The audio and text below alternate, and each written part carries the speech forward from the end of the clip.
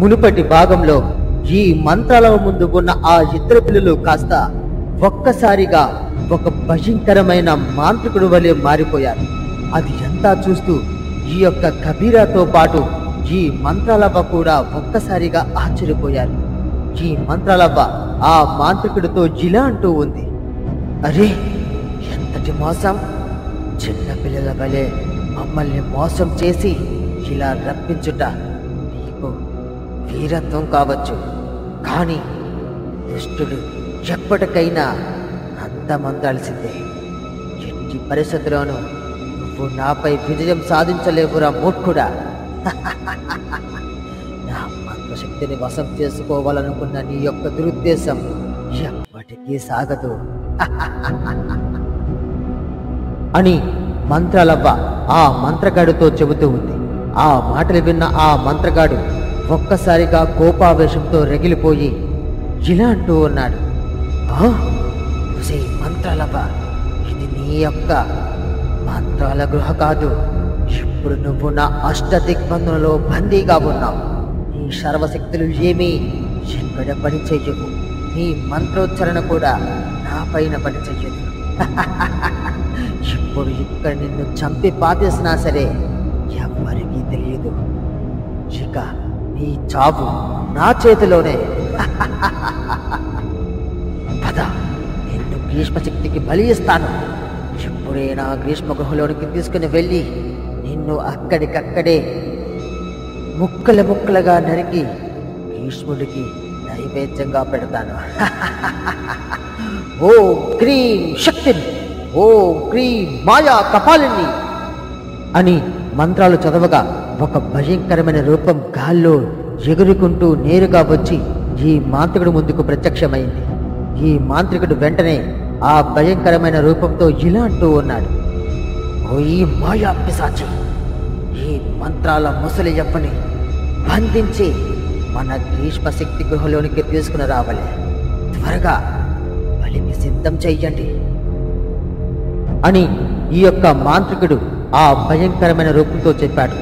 చెప్పిన విధంగానే ఆ రూపం మంత్రాలవ్వని తన శక్తితో బంధించి నేరుగా గాల్లో ఎగరవేసుకుని వెళ్తూ ఉంది. ఇదిలా ఉండగా ఈ పొట్టు దెయ్యాల ముందు ఉన్న ఆ మానవ శిల్పంలోంచి స్వరం వినిపిస్తూ ఉంది, అరే మంత్రాలవ్వ, నువ్వు ఆ భయంకరమైన మాంత్రికుడి చేతిలో బందీగా మారిపోయావా? అయ్యో, అనవసరంగా నువ్వు నా గురించి తెలుసుకోవడానికి వెళ్ళి ఆపదలో చిక్కుకున్నావు.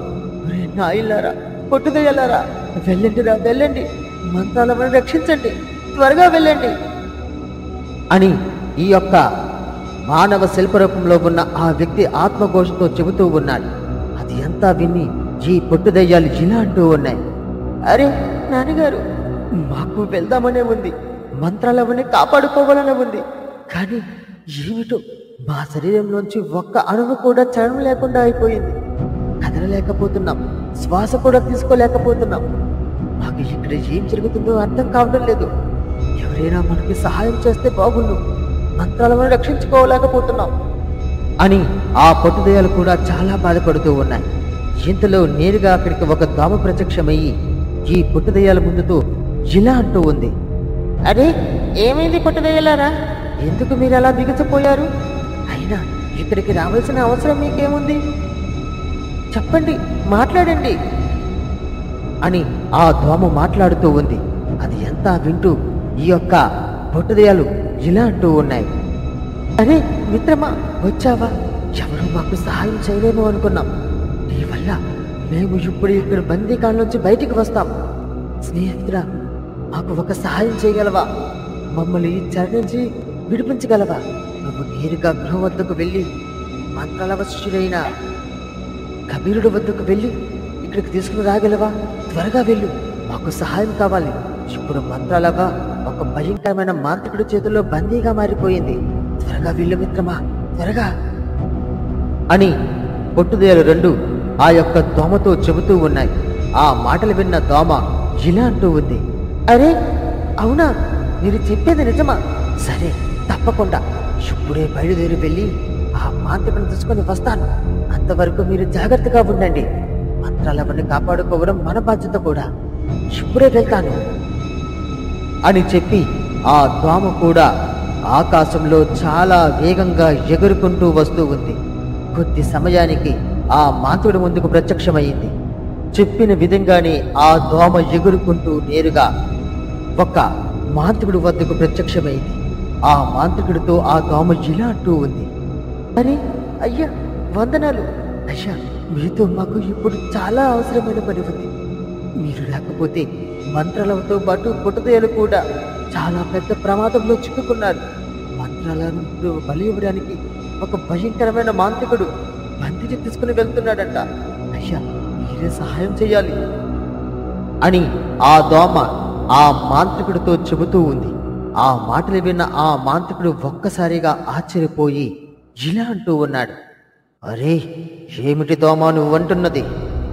మహా ప్రణవ శక్తులను తన వశం చేసుకున్న మంత్రాలవకి ఆపద.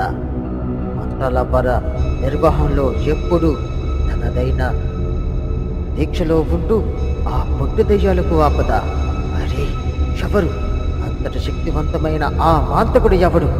ఇప్పుడే తెలుసుకుంటాను, ఆగు. ఓం క్రీం మాయాశక్తిని, ఓం క్రీం మాయారూపిణి అని మంత్రాలు చదవగా ఆ మాంత్రికుడికి ఎదురుగా ఉన్న మాయా దర్పణంలో ఈ భయంకరమైన రూపం మంత్రాలను బంధించి తీసుకుని వెళ్ళడం, అదేవిధంగా ఆ మాంత్రికుడు కూడా నేరుగా ఆ మాయా దర్పణంలో కనిపించాడు. అది ఎంతా చూసిన ఈ మాంత్రికుడు ఇలా అంటూ ఉన్నాడు, అరే ఇది ఎంత గ్రీష్మకుడు చేస్తున్న పన? మరే గ్రీష్ముడా, ఇంతకు మునిపే మంత్రాల చేతిలో ఓడి తునాతులుగా మారా. మళ్ళా నీ శక్తిని ఉపయోగించి తిరిగి మళ్ళా నీ రూపాన్ని పొంది మంత్రాలపై నీ యొక్క పవను చల్లార్చుకోవాలనుకుంటున్నావా? ఇక నిన్ను మంత్రాలవ విడిచిపెట్టదు. ఎట్లా అయినా సరే మంత్రాలవ్వని తన మంత్రదండం చేతికి తెదిక్కించిన వెంటనే మరుక్షణమే నువ్వు ఇక పూర్తిగా నాశనమైపోతావు అని ఈ యొక్క మాంత్రికుడు చెబుతూ ఉన్నాడు. ఆ మాటలని విన్న ఆ దోమ ఇలా అంటూ ఉంది, అరే అయ్యా మాంత్రుడు గారు, మనకి ఇక్కడ సమయం లేదు, త్వరగా వెళ్దాం. ఆ పొట్టు దెయ్యాలకి సహాయం చేస్తే చాలు, ఆ పొట్టు దెయ్యాలే మంత్రాలను విడిపించుకు వస్తాయి. పదండి, త్వరగా పదండి అని ఈ యొక్క దోమ ఆ మాంత్రికుడితో చెప్పింది. ఆ మాటలు విన్న మాంత్రికుడు సరైన చెప్పి వాళ్ళు ఇద్దరూ నేరుగా ఆకాశంలో ఎగురుకుంటూ వస్తూ ఉన్నారు.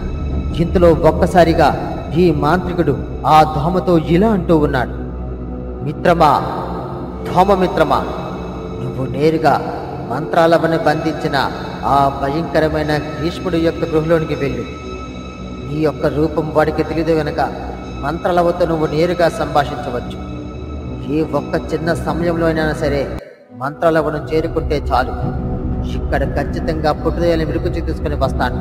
మరుక్షణమే నేను ఇచ్చే ఈ యొక్క మంత్రపు కత్తిని ఆ గ్రీష్ముడు యొక్క తలపై గుచ్చితే చాలు, వెంటనే ఆ భయంకరమైన మాంత్రికుడు తన శక్తులన్నీ కోల్పోయి మంత్రాలవకి తిరిగి మరలా తన శక్తులన్నీ తిరిగి వస్తాయి.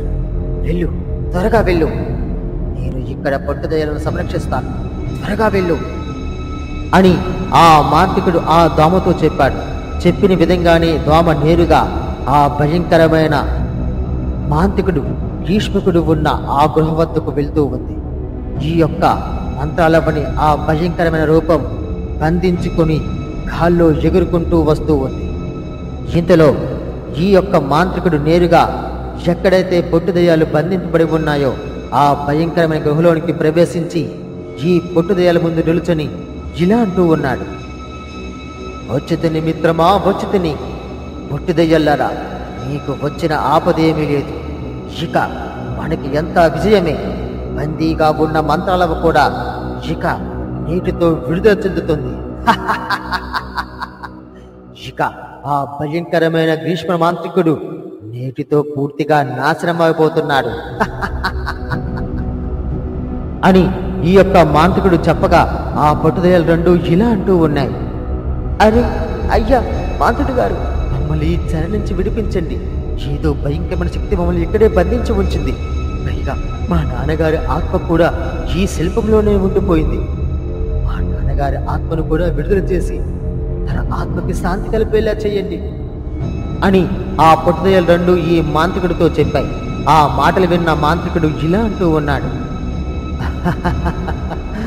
ఒరేయ్ పొట్టుదయ్యలారా, ఖచ్చితంగా మీరు కోరినవి అన్నీ జరుగుతాయి. ఇదిలా ఉండగా ఈ మంత్రాలవ్వ ఆ భయంకరమైన పిశాచి వలయంలో చిక్కుకొని నేరుగా ఆ భీష్ముడి యొక్క ఆ భయంకరమైన గృహలోనికి తీసుకుని వెళ్ళింది ఆ భయంకరమైన పిశాచి. ఆ మాంత్రికుడు మంత్రాలవ్వ చుట్టూ తన రక్షాబలాన్ని ఏర్పరిచి ఒక భయంకరమైన విగ్రహం ముందు నించుని పెట్టి మాంత్రికుడు ఏవో మంత్రాలు చదువుతూ గట్టిగా నవ్వుతూ మంత్రాలవ్వతో ఇలా అంటూ ఉన్నాడు, మంత్రాలవ్వ, నేటితో నీ చరిత్ర ముగియనున్నది. ఇక నిన్ను కాపాడడం ఎవ్వరి తరం కాదు. ఇంతకాలం ఎన్నో భయంకరమైన పిశాచాలను నువ్వు నాశనం చేసి ఎంతో మంది మాంత్రికులు కూడా నువ్వు నేలమట్టం చేశావు. కానీ ఇప్పుడు ఈ భయంకరమైన భీష్మ మాంత్రికుడి చేతిలో నీ మరణం సంభవించబోతుంది. మంత్రాలవ్వ, నీపై ఎప్పటికైనా పగ తీర్చుకోవాలనుకున్నాను, కానీ ఇంత త్వరగా పగ తీరబోతుంది.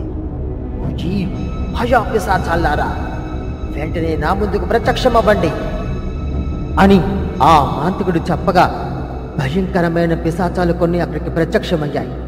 ఆ పిశాచాలు అన్ని మంత్రాలవ్వను చూసి కోపావేశంతో రగిలిపోయి గట్టిగా అరుస్తూ ఇలా అంటూ ఉన్నాయి, మంత్రాలవ్వ, ఎంతకాలానికి చిక్కావే, నేటితో నీ చరిత్ర పూర్తి కాబోతుంది.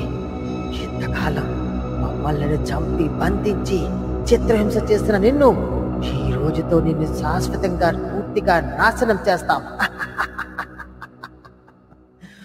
గురువర్య, మాకు ఆజ్ఞ ఇవ్వండి. వెంటనే ఈ మంత్రగత్తెని ఇక్కడికిక్కడే చంపి పూర్తిగా నాశనం చేస్తాం అని ఆ పిశాచాలన్నీ గట్టిగా అరుస్తూ ఉన్నాయి. ఆ మాటలు విన్న ఆ మంత్రగాడు ఇలా అంటూ ఉన్నాడు,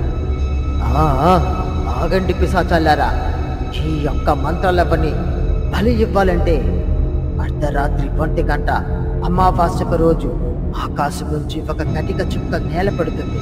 అప్పుడు దీని శక్తి నెరవేరమవుతుంది. అప్పుడు దీనిని బలి ఇస్తే తిరిగి మళ్ళా దీనికి జననం ఉండదు.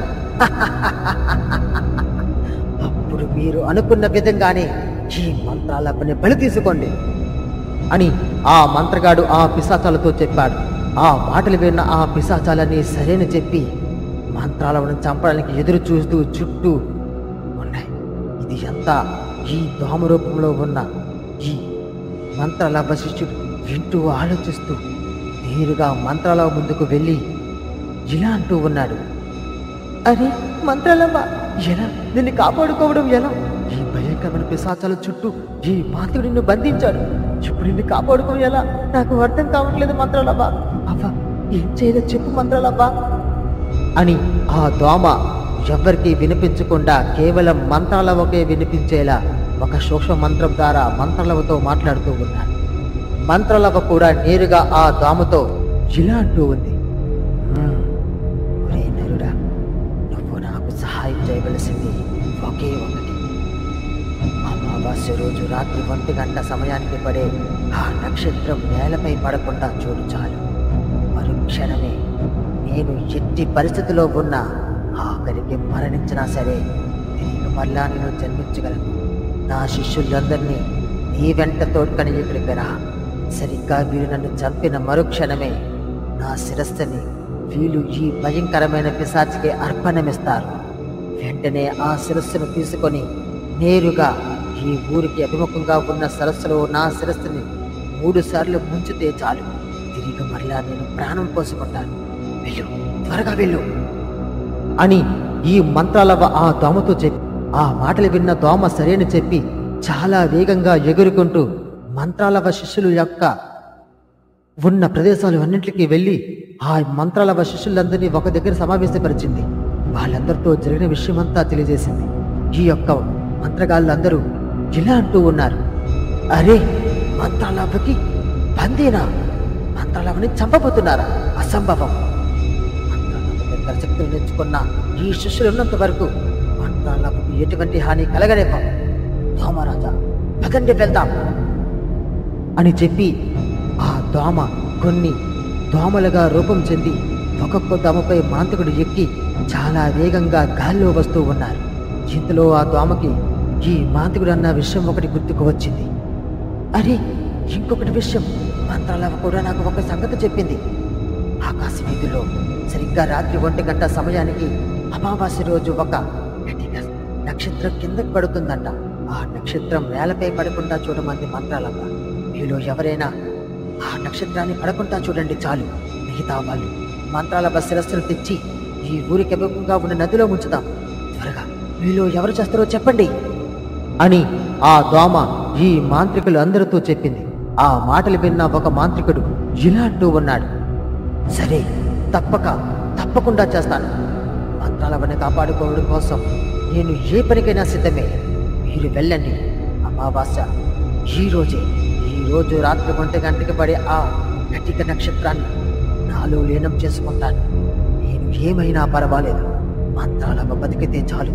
వెళ్ళండి, త్వరగా వెళ్ళండి అని చెప్పి ఆ మాంత్రికుడు ఆ యొక్క అడవి భాగంలో ఒక ప్రదేశంలో తన రక్షావలయం వేసి ఏవో మంత్రాలు చదువుతూ ఆకాశం నుంచి పడుతున్న నక్షత్రాలని తన వశం చేసుకోవడానికి ఏదో భయంకరమైన పూజలు చేస్తూ ఉన్నాడు.